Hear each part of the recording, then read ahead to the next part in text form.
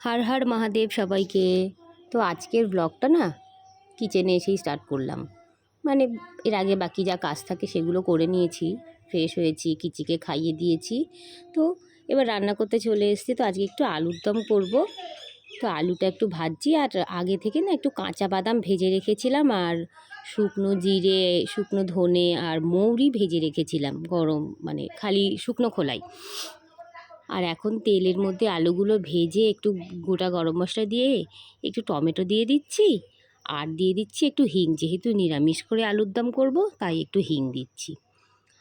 টমেটোগুলো একটু ভালো করে নরম হয়ে গেলে একটু কাঁচা লঙ্কা কুচি, আর এখন লাস্টের দিকে একটু বাদাম বাটাটা দিয়ে দিচ্ছি। আর যে ভাজা মশলাটা বানিয়ে রেখেছিলাম সেটা দিয়ে দিচ্ছি। এই ভাজা মশলাটা দিয়ে কোনো সময় তোমরা কেউ আলুর দম বানিয়ে খেয়েও নিরামিষভাবে, এত সুন্দর যে ফ্লেভার আসে না। মানে অ্যাকচুয়ালি এই মৌরির ফ্লেভারটা সে কাশ্মীরের একটা ফ্লেভার নিয়ে আসে। তো ওগুলো হয়ে যাওয়ার পরে, সবার ব্রেকফাস্ট হয়ে যাওয়ার পর এখানে একটু চিকেন রান্না করব, তাই জন্য একটু আলু ভেজে নিচ্ছি। আলুটা ভাজতে ভাজতেই, কথা বলতে বলতেই আলুটা ভাজা হয়ে গেল। আর এখানে আমি ফোড়নে শুধু এলাচ আর শুকনো লঙ্কা দিয়েছি, আর কিন্তু কোনো মশলা দিইনি। দিয়ে এবার পেঁয়াজটা একটু দিয়ে ব্রাউন করে ভেজে নিতে হবে। বেশ খানিকক্ষণ সময় ধরে ভেজে নিতে হবে। ভাজতে ভাজতেই কয়েকটা কথা বলি। মেয়েরাই জানো তো মেয়েদের চরম শত্রু, মানে মেয়েদের থেকেও চরম শত্রুকে জানো তো নিজের লোকেরা। মানে কথাটা বলছি এই কারণেই যে আমি এই যে ভিডিওগুলো পোস্ট করি বা দিই, ব্লগগুলো দিই, আমার এমন এমন নিজের কয়েকটা খুব আপন ক্লোজ লোক আছে, তারা হয়তো দেখছে কিন্তু তারা একটা লাইকও করে না, হ্যাঁ একটা কমেন্টও করে না। মানে মনে এতটাই তাদের হিংসা আছে, এই আর কি। অথচ আমি কিন্তু তাদেরগুলো করি বা দেখি। তাই বলছি যে মেয়েরাই মেয়েদের চরম শত্রু, আর নিজের লোকেরা তো শত্রু। নিজের লোক থাকলে আর অন্য শত্রুর প্রয়োজনই হয় না, দেখেই না কেউ। তো যাই হোক, কথা বলতে বলতে রান্নাটা অনেকটা হয়ে গেছে। আর এখন রসুন বাটাটা দিচ্ছি, আর আমি একটু টমেটো আর কাঁচা লঙ্কা বাটা করে রেখেছিলাম, সেটা দিয়ে দিয়েছিলাম এর মধ্যে। আজকে আর টক দই দেবো না। আর হ্যাঁ, আমি চিকেনে না মানে ধনে গুঁড়ো আর জিরে গুঁড়োটা খুব কম ইউজ করি, ওই দুটো দিই না। আজকেও যেমন দিইনি, আমি শুধু আদা বাটা আর রসুন বাটা দিচ্ছি, আর ওই টমেটো বাটা আর কাঁচা লঙ্কা বাটাটা দিয়েছি। আর এরকমভাবে করতে গেলে পেঁয়াজটা একটু বেশিই লাগবে।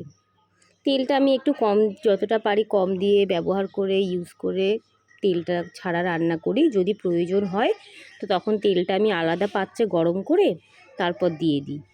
তো মাংসটা কষানো হয়ে গেলে একটু গরম জল দিয়ে দেবো। গরম জলটা কিন্তু অবশ্যই দিতে হবে। গরম জল না দিলে কিন্তু কুকিং প্রসেসটা কিন্তু অনেকটা সময় থেমে যায়, তখন কিন্তু টেস্ট আসে না ঝোলটায়। তার জন্যে গরম জলটা অ্যাড করে দিচ্ছি। দিয়ে এখন ঢেকে এটা রান্না হতে দেব। আর এদিকে আমাকে মা বাইরে থেকে ডাকছে, কিচি গাছ থেকে পেয়ারা পারবে। তা বাইরে গিয়ে দেখি যে হ্যাঁ, ও একা একা পেয়ারা পারবে। যাই হোক, সে তো হাত পাচ্ছে না, তখন মার কোলে উঠেছে, উঠে পেয়ারা পারছে গাছ থেকে। আর পেয়ারা খেতেও ভীষণ ভালোবাসে, আর পেয়ারাটা ভালো। ডাক্তারবাবুও বলেছে যে পেয়ারাটার মধ্যে পেয়ারা দিতে, পেয়ারাতে মানে আয়রনটা থাকে, বাচ্চাদের পাকা পেয়ারাটা দিতে বলেছে। তাই আমি চেষ্টা করি ওকে পেয়ারাটা দিতে। এখানে চিকেনটা রান্না হয়ে গেছে, তো আমরা লাঞ্চ সেরে একটু বেরিয়ে পড়েছি। আমি আর আমার হাজব্যান্ড ছিলাম, আর কিচিকে নিয়ে যাইনি, ওকে মার কাছে রেখে গেছি। এত প্রচণ্ড রোদ, মানে বলার না, চোখ মানে তাকানো যাচ্ছে না রোদের দিকে। যাই হোক, আমরা পৌঁছে গেছি বনগাঁয়। নিশ্চয়ই বুঝতে পেরেছেন কোথায় এসেছি। আমি তো রিলসটা শেয়ার করেই ছিলাম। আমার সেকেন্ড যে ট্যাটুটা একটা করার ইচ্ছা ছিল অনেক দিনের, সেই ইচ্ছাটা পূরণ করতে চলে এসেছি। তো ওনারা আমাদের বসিয়ে সব প্রিপারেশান করছিল, সব কিছু রেডি করছিল। আর যে আর্টিস্ট মানে ট্যাটুটা করিয়েছে, মানে খুবই ভালো। আমার হাতে একটু স্পেস কম হয়েছিল বলে উনি নিজে হাতে এঁকে ওই স্পেসটাকে মেকআপ করে করিয়েছেন। খুব ভালো উনি আর্টিস্ট, আর ভীষণ তাড়াতাড়ি ফাস্ট কাজ করেন।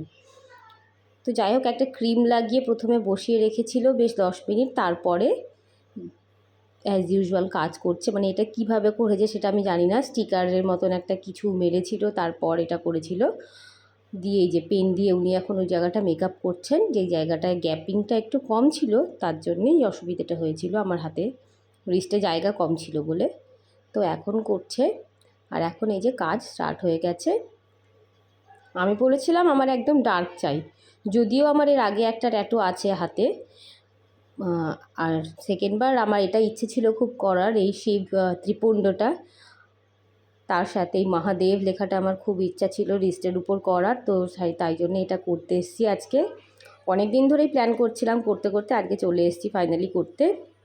তো এখানে হাজব্যান্ড আমাকে জিজ্ঞেস করছিল কেমন লাগছে, তা আমি বলছিলাম এমন কিছু লাগছে না, যদিও আমার এক্সপিরিয়েন্স আছে আগের, এমন কিছু লাগছে না। যাই হোক, কাজ যখন যতটা এগোচ্ছিল বেশ ভালোই লাগছিল। আর ওদিকে মা ফোন করেছে, কিচি ঘুম থেকে উঠে পড়েছে, উঠে পড়ে কাঁদছে, মানে এত কাঁদছে যে মা ওকে সামলাতে পারছে না। তো যাই হোক, ওই দাদা খুব তাড়াতাড়ি কাজ করে দিয়েছেন আমাকে, মানে আমি যতটা ভেবেছিলাম যে হয়তো 1.5-2 ঘন্টা লাগবে, কিন্তু অতটা লাগেনি। 8 ঘন্টা 40 মিনিটের মধ্যে কাজ হয়ে গেছিলো, কমপ্লিট হয়ে গেছিলো ট্যাটু। আর আফটার কেয়ার উনি আমাকে বলেছিলেন যে 1 সপ্তাহ এতে জল লাগানো যাবে না, রোদ লাগানো যাবে না, আর একটা অয়েনমেন্ট দিয়েছেন, সেই অয়েনমেন্টটা ইউজ করতে, তারপরে আফটার কেয়ারের জন্যে জনসন বেবি ক্রিমটা ইউজ করতে। তো আমার হাত আবার র্যাপ করে দিয়েছে, কেননা রাস্তার যেহেতু যাব ধুলো লাগবে। র্যাপটা বাড়ি গিয়ে খুলতে বলেছেন, আর জল দিয়ে ধুতে বলেছেন, আর কিছু না।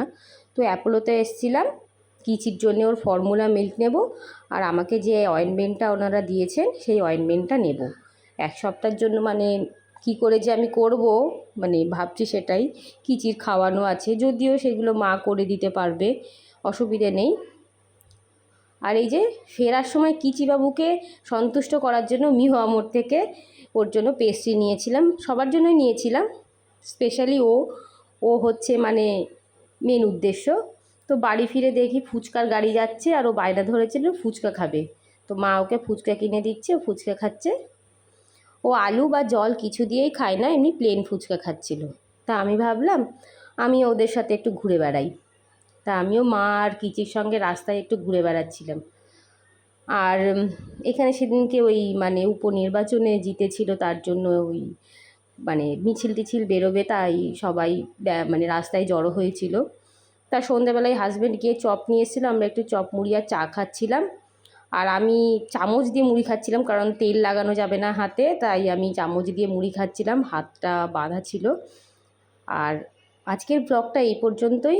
যদি ব্লগটা কোথাও কোনো অংশে একটুও ভালো লেগে থাকে তো ফলো করো, আর আমার ব্লগটা শেয়ার করো। আজকের মতন বাই।